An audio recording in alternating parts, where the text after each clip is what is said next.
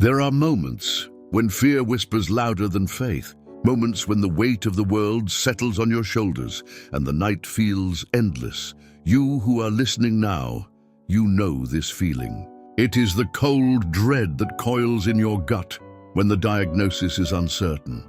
It is the quiet panic when the job is lost and the future is a blurred, unknowable fog.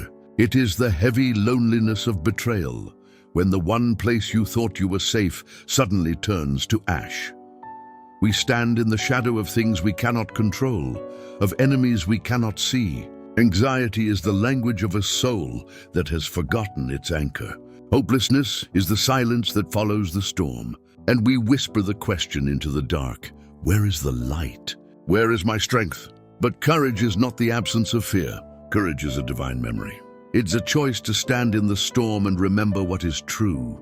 2,000 years ago, a king named David knew this darkness. He wrote a song, a defiant anthem of trust, not from a palace, but likely while fleeing for his life surrounded by treachery. He knew the terror of the hunt. He knew what it meant to be alone.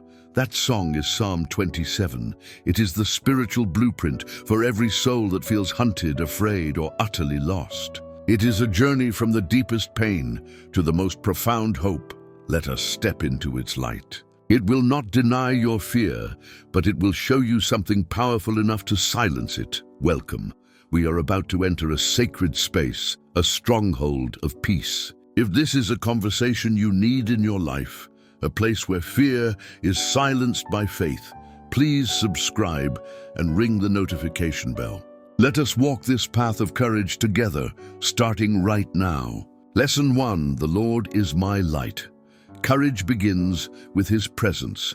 We are afraid of the dark that is not just night, but uncertainty. We fear what we cannot see, the future's blank page, the path we haven't yet found, the darkness of our own deepest flaws. We walk not just in gloom, but in confusion, stumbling because the way ahead is unlit. We look for answers, for roadmaps, for anything solid to grip, but everything feels fluid and shifting. This is the fear of uncertainty, the terror of the unknown. But the psalm opens with a radical declaration. It doesn't ask for light. It states a fact. The Lord is my light and my salvation. Whom shall I fear? Psalm 27:1. This isn't a prayer for protection. It is the announcement of a presence. God doesn't just send a lamp to your path. He is the light itself. This light does not merely illuminate your next step. It defines your entire reality. It means the darkness is not a void, but simply a temporary shadow cast by an overwhelming, eternal sun. Therefore, your first act of courage is simply remembering. When fear rises, do not focus on the size of your shadows, but on the presence of your sun. You do not need to generate courage. You need to shift your focus. Courage is not a feeling you muster. It is a confidence you receive. When the darkness surrounds you, breathe and declare the truth of the light that is already yours. You are not walking into the unknown. You are walking with the light of the world, and in His presence there is no place left for fear to hide. Lesson 2, whom shall I fear? Faith that silences anxiety. The fear is not singular. It multiplies. It becomes a relentless, nagging anxiety, a chorus of what-ifs that steals your breath and paralyzes your will. We fear death. We fear failure. We fear what people think of us. We fear the sheer power of the things that can crush us: economic collapse, physical decay, the cruelty of others. This is the tyranny of the plural fear, where anxiety becomes a constant, low-grade hum of dread. David faces this chorus head-on, and he answers it with two questions that are, in fact, one answer. The Lord is the stronghold of my life. Of whom shall I be afraid? Psalm 27:1b. A stronghold is a fortress, a high tower, a place of impregnable safety. It is a fixed position you can retreat to when the battle is raging. The psalm tells us that God is not just a light, He is also a shield. He is the ultimate reality that surrounds your life. To be in the Lord is to be inside the safest structure in the universe. The second question, of whom shall I be afraid? is a rhetorical. It is a challenge that finds no opponent worthy of dread. To conquer anxiety, you must externalize your fear and internalize your strength. Write down the list of all the whoms and whats that terrify you. Then look at the list, and next to each one, write the name. The Lord is my stronghold.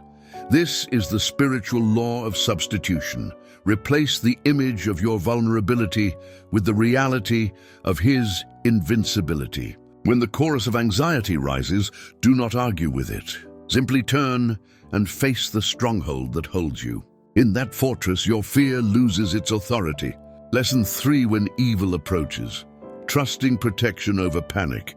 It is one thing to fear what might happen. It is another to be in the crosshairs, to have real, tangible, and malicious enemies closing in. Perhaps it's a toxic person at work, a legal battle, a slanderous voice, or simply the relentless assault of addiction or depression. These are the predators of the soul, and when they approach, our natural response is to panic, to flee, to be devoured by the chaos. The pain is the sense of being overwhelmed, outnumbered, and ultimately helpless against coordinated evil. David, a hunted man, speaks of this reality. When evildoers assail me, my adversaries and foes, they shall stumble and fall. Psalm 27:2. He doesn't pretend the enemies aren't real. He says they shall come, but he predicts their failure. The promise is not that you will never be attacked, but that your enemies will stumble and fall while in pursuit of you. This is the divine intervention of confusion, misdirection, and exhaustion visited upon those who seek your harm. The battlefield is being fought in a way you cannot see. Your role is not to defeat the enemy, but to trust the captain who has already drawn the battle lines. When the evildoers assail, your solution is to choose posture over panic. Instead of bracing for impact, you stand firm. You release the desperate need to control the outcome or to retaliate in kind. Your strength is not found in your own counterattack, but in your ability to remain calm under fire. This calm is a spiritual barrier. You are not waiting for your enemies to vanish. You are simply waiting for them to trip over the invisible, protective boundary that surrounds you. Lesson 4: confidence in chaos. Peace when the world shakes. Imagine the ultimate crisis. An army is encamped against you. Every exit is blocked. Every supposed ally has fled. This is the experience of total chaos, the moment where all earthly security has failed and the world is fundamentally unstable. We feel the primal urge to despair, to surrender, because the sheer volume of the threat is deafening. The chaos is a test designed to shatter our confidence in everything except what is truly unshakable.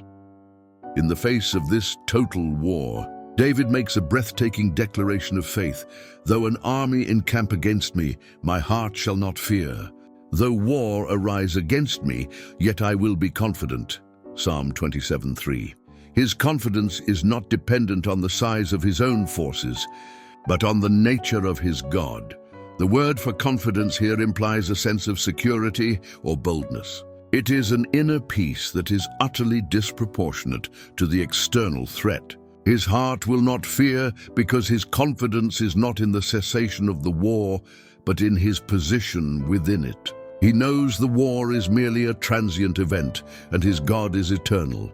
Your path through chaos is to anchor your confidence to a singular, fixed point. The world will shake, economies will tumble, plans will fail, but your confidence must be in the promise, not the performance. To be confident in chaos means accepting the presence of the storm without adopting the panic of the storm.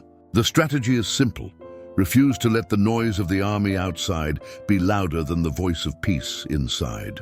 Stand firm. You have a quiet, defiant confidence that cannot be earned or destroyed by the events of this world. Lesson 5:1. Thing I desire, seeking God above distractions. We are drowning in noise. The modern human is perpetually distracted, chasing 100 different things that promise peace but deliver only momentary relief. We desire money, status, comfort, approval, and temporary escape. This fragmented desire leaves the soul feeling scattered and empty. The pain is the profound realization that we are sacrificing the one thing that truly satisfies for 1,000 things that will ultimately betray us. We are victims of our own lack of focus, spiritually exhausted by the pursuit of the trivial. David cuts through all the noise with stunning clarity. He narrows his entire existence down to one, the single-minded objective. One thing have I asked of the Lord, that will I seek after, that I may dwell in the house of the Lord all the days of my life, to gaze upon the beauty of the Lord and to inquire in his temple. Psalm 27:4.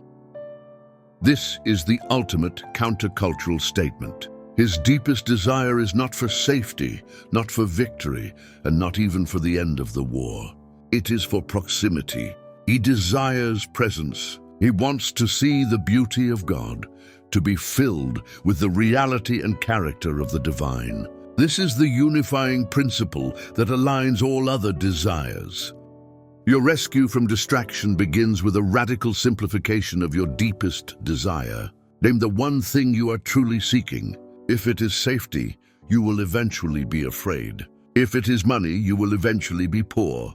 But if your one thing is God's presence, then everything else falls into its rightful place. When you feel scattered, ask yourself, is this leading me closer to or further from the one thing? Let the desire for the beauty of God become the gravitational center of your life. It is the only ambition that will never lead to exhaustion. Lesson 6: Dwelling in his presence. Stability amid storms. We often feel exposed. When the pressure mounts, the first thing we seek is escape, a vacation, a change of scenery, a place where the world's noise can't find us. But true escape is an illusion. The storm is often inside us, and we carry it everywhere we go. The pain is the chronic lack of inner sanctuary, the desperate feeling that we have nowhere truly safe to hide from the chaos of life and our own restless thoughts. David finds the ultimate refuge, not a place, but a presence. He desires to dwell in the house of the Lord and to inquire in his temple. This house is not a building. It is a profound state of being. It means living consistently under the shelter of God's attention. He is not just visiting, he is dwelling. This is the confidence that God has room for you, no matter how great the turmoil outside your walls. Your stability in the storm is found in the habit of presence. Stop chasing fleeting comfort. Instead, consciously choose to dwell, to sit, to pray, to reflect in the reality of God's closeness every day. When the external world shakes, remind your soul, my address is in the house of the Lord. This dwelling is the source of inner silence and unshakable calm. You are not meant to face the storm alone. You are meant to be hidden within the one who commands the weather.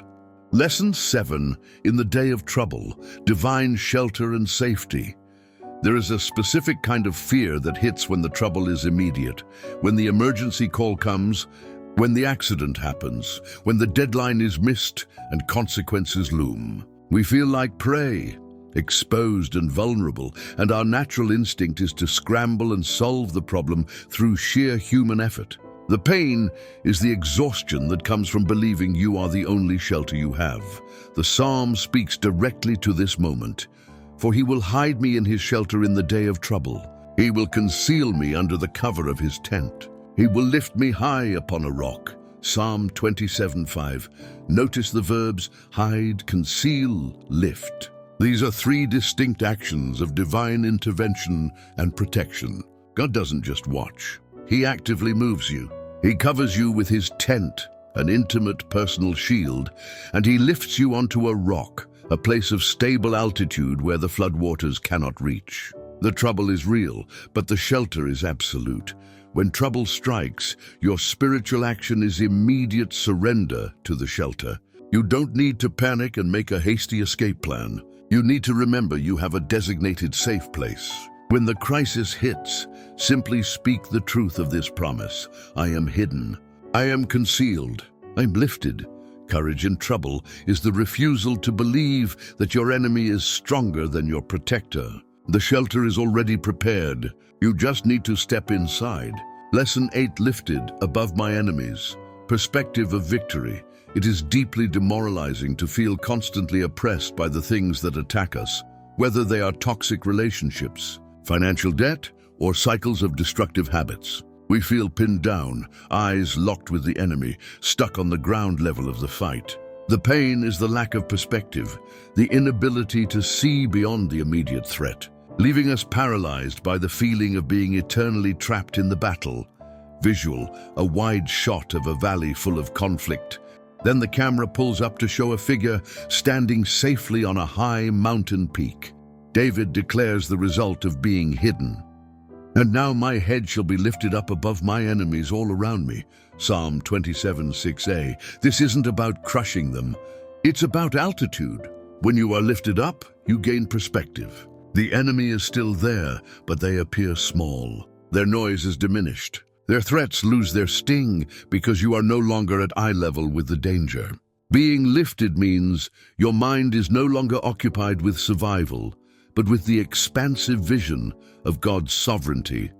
To overcome oppression, you must deliberately change your vantage point. When the world feels heavy and confining, physically or spiritually, elevate your mind. Stop seeing yourself as the victim in the valley and start seeing yourself as the victor on the rock. This is the power of praise. It lifts your head above the fray.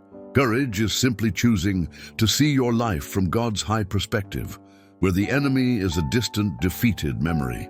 Lesson 9, will sing and praise, worship as a weapon. When we are fighting, we default to the language of struggle, complaint, worry, self-pity. We allow our emotions to dictate our language, and our language then reinforces our negative emotions, creating a paralyzing cycle. The pain is the spiritual exhaustion of perpetually focusing on the problem instead of the provider. We feel too heavy, too sad, or too angry to praise. David's response to being lifted is immediate and unexpected. And I will offer in his tent sacrifices with shouts of joy. I will sing and make melody to the Lord. Psalm 27:6b. The sacrifice he offers is not an animal. It is a shout of joy, a sound. Praise is the spiritual weapon that shifts the atmosphere. It is the language of faith, offered before the victory is visible. To sing and make melody in the middle of the war is the most powerful act of defiance against despair. You are declaring that God's goodness is more real than your current suffering. Your act of courage is to weaponize your worship. Choose to sing, to shout, to praise, even when your heart feels heavy and your voice cracks. Do not wait until you feel joy to sing. Sing to create joy. This active, joyful declaration breaks the cycle of negative emotion. It is the proof that your faith is not rooted in circumstances, but in the unchangeable character of God. This defiant praise is the sound of hope winning. Lesson 10, hear my voice, Lord, prayer that overcomes. Fear, sometimes our deepest fear, is the sense of being unheard. We pray, we cry out, but the silence on the other end is deafening. We wonder if our pain is too small, our sin too great, or if God has simply forgotten us. This pain is the existential terror of aloneness, the feeling that your most desperate needs are being spoken into an empty universe. David moves from declaration to intimate request. Hear, O Lord, when I cry aloud. Be gracious to me and answer me. You have said, seek my face. Psalm 27:7-8a. He doesn't just pray, he cries aloud. He is honest, demanding to be heard, not out of entitlement, but out of deep relational need. He remembers God's own invitation, seek my face. This prayer is a demonstration of courage because it holds God to his promises. It is a faith that is vulnerable, direct, and utterly dependent. The courage to pray is the courage to be vulnerable and loud. Do not soften your cries. Do not clean up your prayer. Tell God exactly what you are afraid of and ask him to answer. Your solution is found in remembering that your desire to talk to him is merely a reflection of his own invitation. When you feel fear, do not let it silence you. Let it sharpen your voice, knowing that the most powerful thing you can do is simply speak. You are never shouting into silence. Lesson 11, when God seems silent, Faith that waits. The hardest test of faith is the waiting room. We have sought his face, we have cried aloud, but the answer does not come quickly. This silence breeds doubt. Is he angry? Is he busy? Did I miss the sign? We become restless, prone to taking matters into our own hands, fearing that if we wait any longer, the opportunity or the hope will simply expire. This is the pain of the spiritual void. David affirms his choice.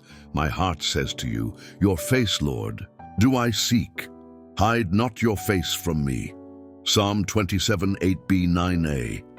He acknowledges the tension. He seeks, but God appears hidden. Yet his response is not to quit seeking, but to reaffirm the search. Faith during silence is not passive. It is an active choice to persist. It's the courage to stand in the stillness and continue seeking the one who seems distant, trusting that the seeking itself is the most important act.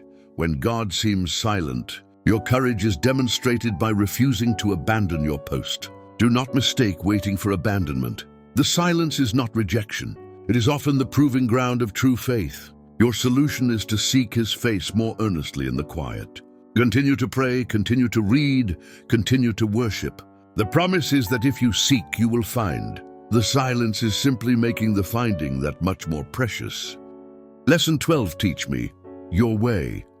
Courage to follow his path. We often know what we don't want, but we struggle with the clarity of the path. We are afraid of making the wrong turn, wasting time, or following a path that leads to deeper trouble. We crave a divine map, fearing that our own instincts are unreliable and that every human guide is flawed. This pain is the paralysis of choice, where the fear of error outweighs the courage to move forward.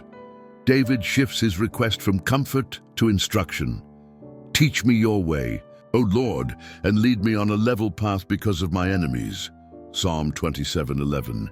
He asks not just for protection, but for guidance. He recognizes that the best defense against his enemies is not his own strength, but the integrity of his path. A level path is one of moral and spiritual straightness, making it harder for his foes to trip him up. The courage to follow is rooted in the humility to ask for directions. Your solution to the fear of choice is humble obedience. Stop trying to figure out the entire 5-year plan. Pray for the next level step, the next clear choice that aligns with his way. When you feel lost, remember that the most courageous thing you can do is not to strike out on your own, but to simply ask, Lord, what is the next step you want me to take? Trust the guide over the map. His way is always the safest route. Lesson 13, don't let my enemies triumph. Persistence in battle. We are often tired of the fight. The spiritual, emotional, or physical battles are exhausting, and the tempting, dark whisper is give up.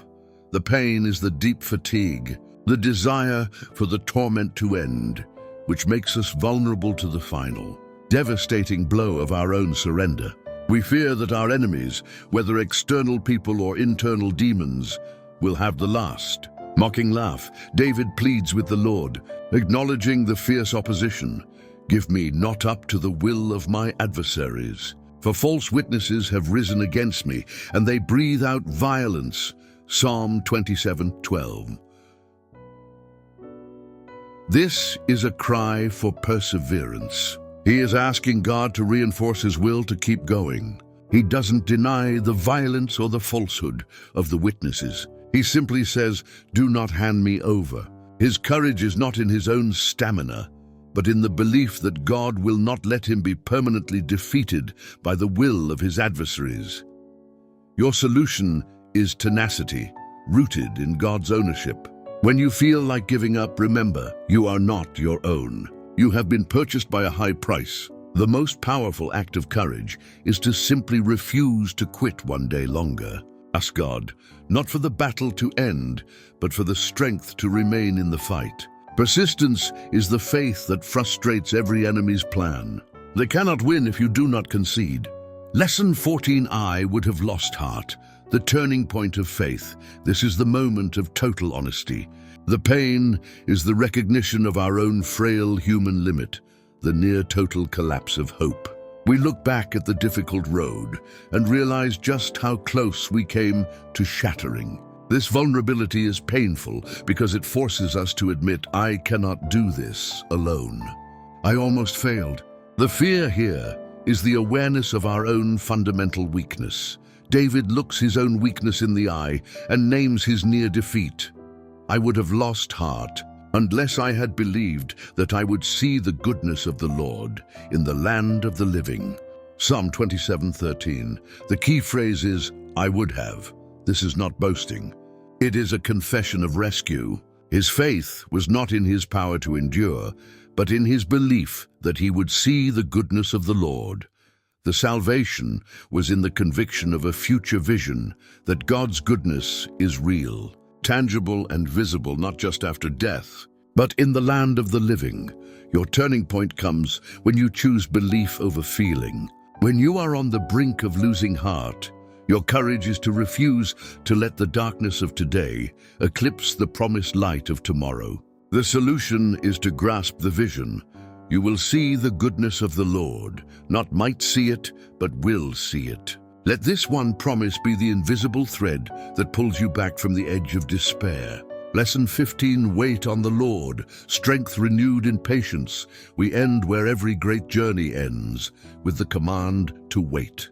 This is the final challenge. We have been courageous, we have fought, we have sought his face, but now we must simply be still. The pain is the struggle against our own impatience, the urge to rush the timeline, and the fear that the waiting is meaningless. We struggle to reconcile action with trusting stillness.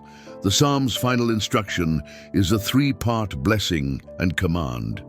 Wait for the Lord. Be strong and let your heart take courage. Wait for the Lord. Psalm 27:14. The waiting is not passive. It is an act of fortitude. It produces strength. The act of waiting on God is the spiritual equivalent of resting the soul so that true strength can be renewed. He does not say try to be strong. He says be strong because you are waiting. The repetition seals the lesson. This is the final essential key to courage. Your solution is the courage of patience. Do not see waiting as a pause in your life, but as the most productive thing you can do. In the stillness, your heart is rebuilt. In the patience, your strength is renewed. As the storm passes and the light breaks, whisper this promise to your own soul. Wait on the Lord. This waiting is not the end of your courage. It is the source of its eternity. If you are still listening now, you have walked the entire road of courage. You have stared down your fear and emerged with a defiant song. Remember this, courage is not the absence of fear. It is the refusal to let fear have the final controlling word. It is faith standing tall in the middle of the storm. We do not trust in our own ability to fight, but in the reality of the light, the stronghold, and the shelter that already surround us. We choose the single focus, to dwell in his presence, over the thousands of distractions the world offers. The battlefield is real, but the victory is sealed. The Lord is your light and your salvation, and because of that, no darkness can ultimately win. Take the 15 lessons of Psalm 27 with you. Let them be the compass that guides you out of the shadows and back into the sun. Breathe in this promise and let it settle in the deepest, most afraid part of your heart. Wait on the Lord, be strong, and let your heart take courage. If this message, this journey from fear to faith has found a place in your soul, then you are not alone. This channel is not just a collection of words. It is a sanctuary built in the middle of the world's chaos. It is a quiet place where we rediscover courage, where the light always breaks through the storm. If you need that light, if you desire that strength, then join this quiet movement. Click the subscribe button below. Let us continue to seek this deep, unshakable truth together, one brave step at a time.